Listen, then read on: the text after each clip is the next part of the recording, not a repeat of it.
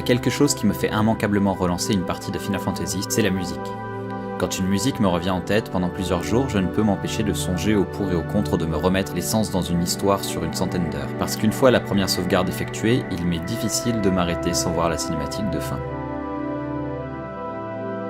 Il y a un truc avec les musiques de Final Fantasy, et les musiques qui marchent sur moi sont surtout celles du 8e et 9e volet. Je pense m'expliquer ça par la plus grande précision des instruments de musique qu'il y a comparé aux précédents opus. Si j'aime bien la musique de Final Fantasy VII, il y a quand même quelque chose qui me fait moins vibrer dans sa sonorité. Ce sont d'autres aspects du jeu en lui-même qui m'attirent.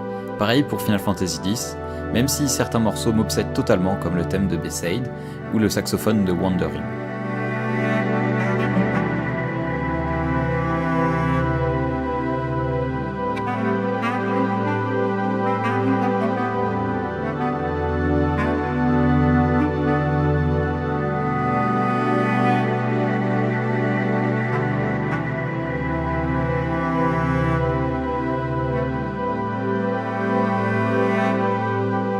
Dans le 8e et le 9e volet, certains instruments m'ont marqué.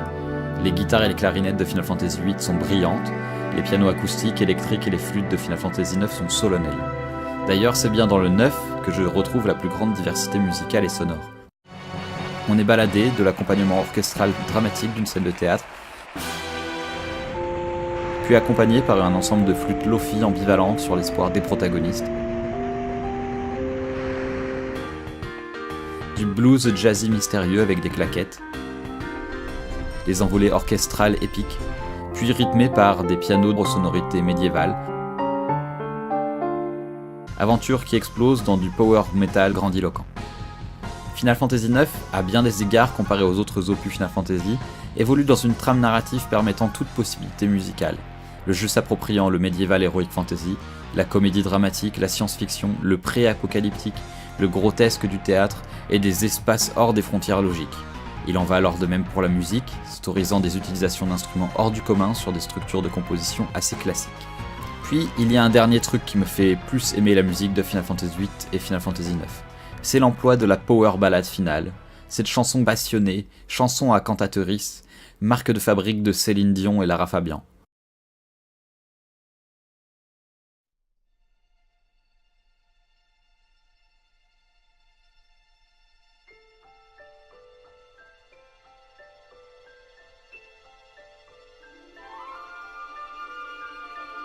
Eyes on Me, chanté par Faye Wong pour Final Fantasy VIII, Melodies of Life, chanté par Emiko Shiratori pour Final Fantasy IX. Ces deux chansons en particulier m'apparaissent comme parfaitement bien utilisées dans ces deux jeux. Durant plusieurs dizaines d'heures de mutisme, il y a une voix qui s'affirme pour clôturer un happy ending. La musique finale de Final Fantasy VIII intègre la power ballade à merveille, dans une longue montée dramatique qui se réécoute parfaitement bien sans son support visuel. Sa voix sort de cette mélancolie morbide pour offrir un frisson d'espoir à cette histoire d'amour tragique et futuriste.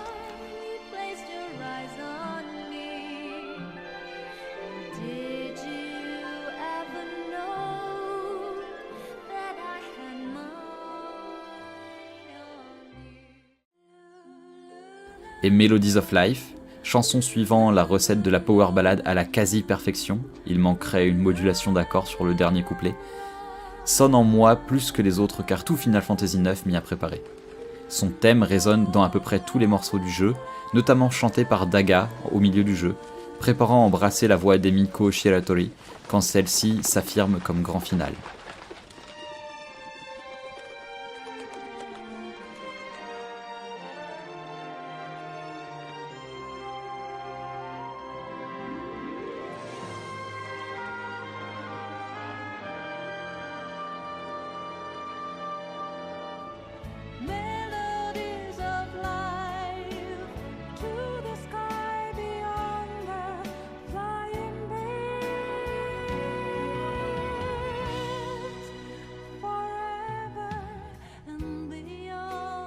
Nobuo Matsu, Shiro Hamaguchi, merci pour ces arrangements de violon qui font vibrer mon petit cœur ramolli.